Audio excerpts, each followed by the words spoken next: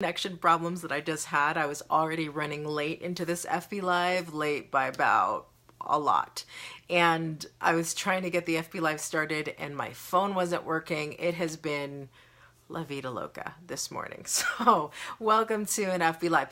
I want to talk today about the connection between self-belief and action. That's what we're talking about. For those of you who are watching the rebroadcast on YouTube, you can always join our amazing community of entrepreneurs and aspiring entrepreneurs. You can find us at facebook.com/groups/fire your inner critic. You want to be a part of this group, not every FB Live training that I do in Fire Your Inner Critic, Find Your Inner Badass, and Finally Build Your Business is actually going to be on YouTube, because some of them go longer and some of them go shorter.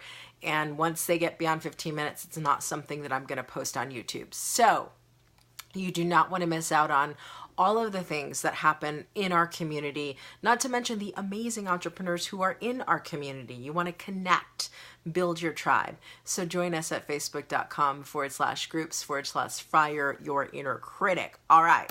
So the connection between self-belief and action. So this is an interesting conversation. I was at a training not too long ago where the trainer was talking about trust and the idea of trust and how do we build trust. And a lot of that training was all about how do you get other people to trust you. And one of the things that this trainer said, which I completely disagree with, which is why we're talking about the connection between self-belief and action today.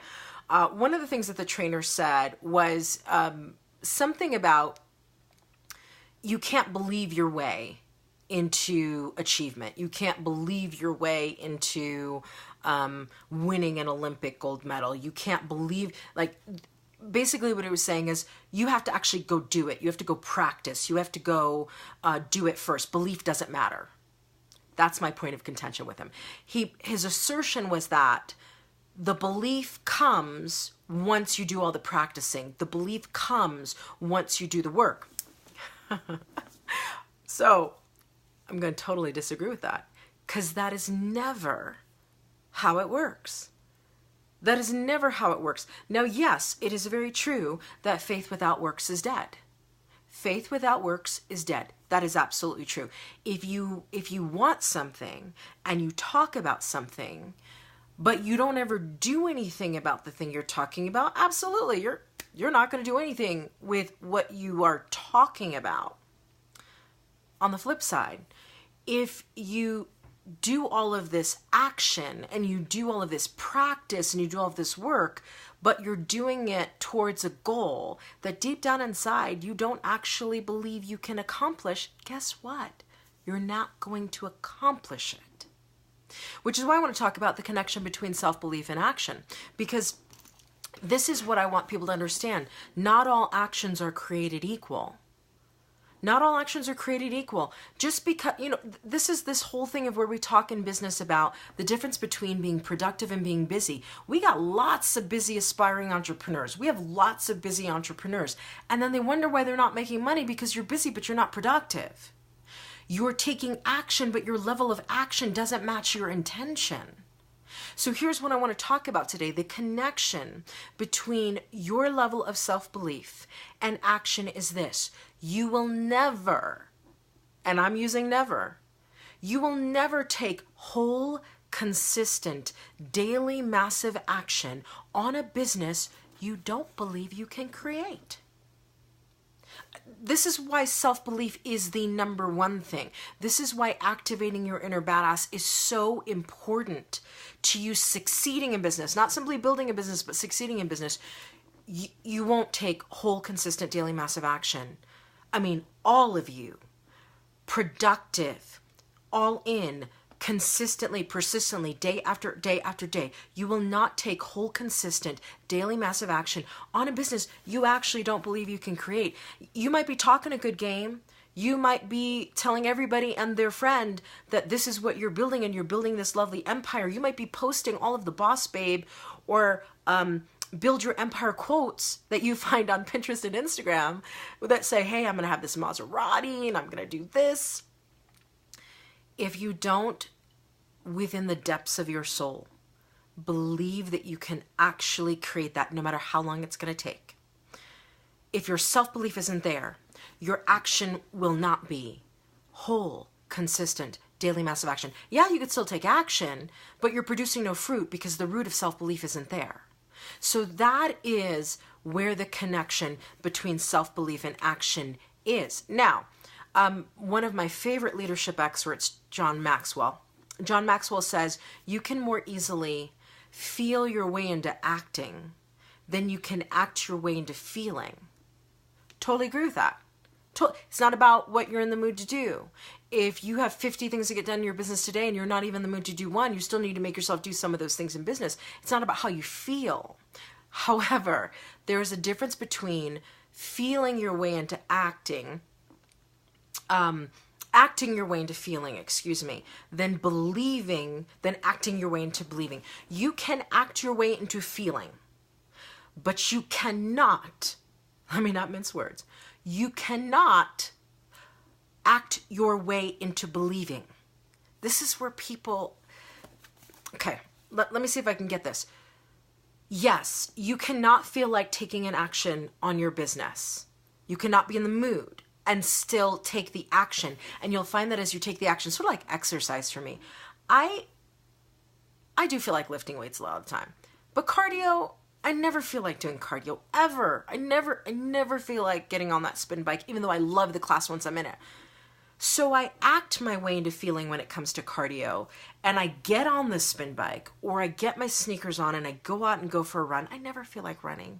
I actually hate running, but I love what it does for my body. So I act my way into feeling when it comes to cardio, and then somewhere along the way in the cardio, I'm having a good time, and then it's over, and then I'm glad it's over. So you can act your way into feeling, but you can't act your way into believing. This is what I want you to really understand.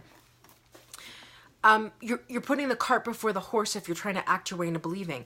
How am I going to take massive action from a standpoint of being the entrepreneur that deep down I don't believe I can be? How is that possible? It's not possible. So while you can feel your way into acting, and while you can act your way into feeling, and you will have to do the acting into feeling a lot, especially at the beginning of a business, you cannot necessarily act your way into believing. And here's the conversation that we need to get to, the connection between self-belief and action. It's almost like the nature versus nurture question. It's identity or action, which comes first? Identity or action? And so many people go, well, what comes first? Is it my self-belief that comes first? Or is it my action that creates my self-belief? Which comes first, my identity or action? I'm going to answer that question for you right here, right now. Here's the connection between self-belief and action. You will only act. You will only take the level of action that is equivalent to the level of your self-belief. Let me say it again. You will only act to the level of your self-belief in your business. Let me say it again. Your identity is the first thing you need to develop before you move into daily massive action in your business.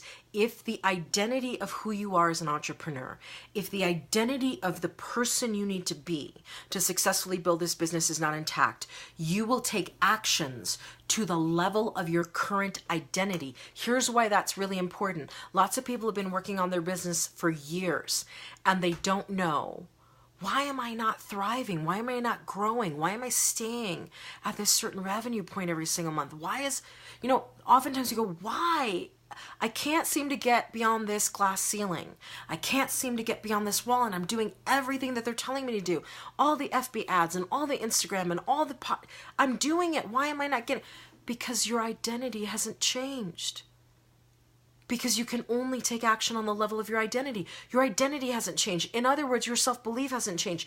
You don't truly believe that you can take your business from $2,000 a month to $10,000 a month to $100,000. Until you get the identity of a $100,000 a month person, you're not going to take the actions required to get to that level of your business. So the connection between self-belief and action is this.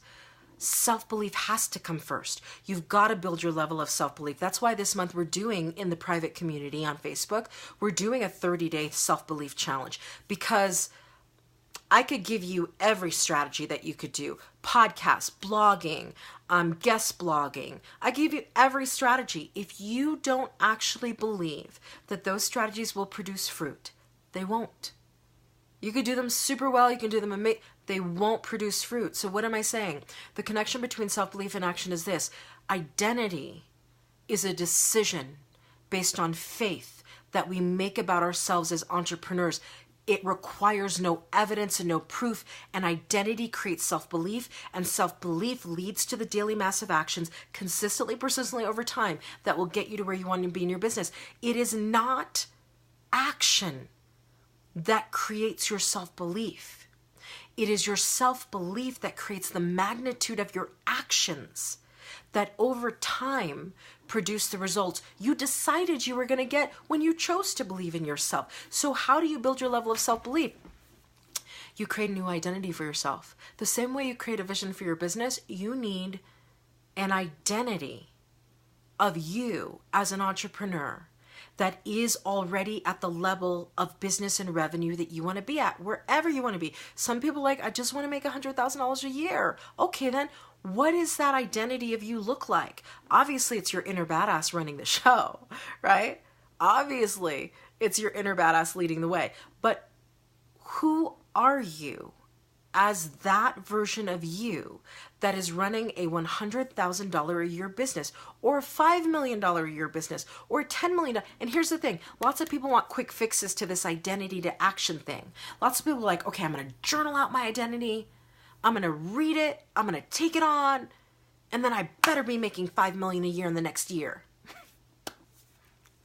Here's what I'm going to say.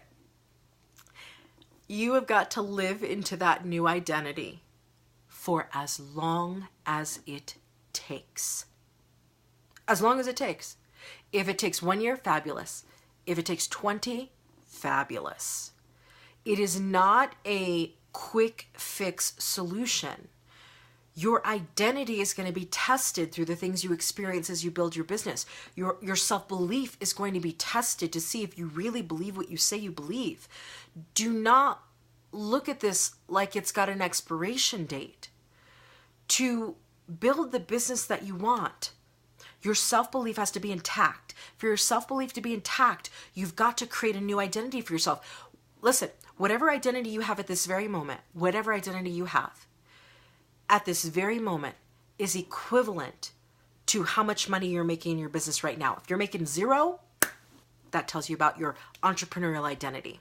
If you're making $2,000 a month or $10,000 a month, where your identity is at this moment, the set point that it's at this moment is equivalent to whatever you're making. So if you want to make more, if you want to build a bigger business, if you want to build a different business, let's say you hate the business you're in and you want to do something totally different, you need a different identity. And it's all within you. So what am I saying at the end of the day? Create a new identity. Write it out. Who is the you that is capable of achieving that result in your business? And then what would you have to believe about you in order to sustain that identity until you actually get there? And then when you get there, you're going to have to change your identity again, because once you get to $5,000 a month or $10,000 a month of revenue, you're probably not going to want to stay there. You're going to want to go to the next level, which will require, you know, that quote that says, every different level of your life will require a different you. So true in your business. Every different level of your business will require a different you. So I want you to understand a couple of takeaways from this training today. Number one, yes, you can feel your way into acting. You can act your way. I don't know why I screwed that up today. You can act your way into feeling, right? You don't feel like doing something, but you can make yourself do it. You can act your way into feeling, but you can't act your way into believing. Number two, you will never take whole, consistent, daily, massive action on a business you don't believe you can actually create. So self-belief comes before action. And number three, in order to change your level of self-belief, you have to reconstruct your entrepreneurial identity, which means you got to get real with where it is right now. You have to rewrite it, recreate it, and then you've got to embody it and live in it every single day until no expiration date. That's what you've got to do. All right, there's FB Live for today. For this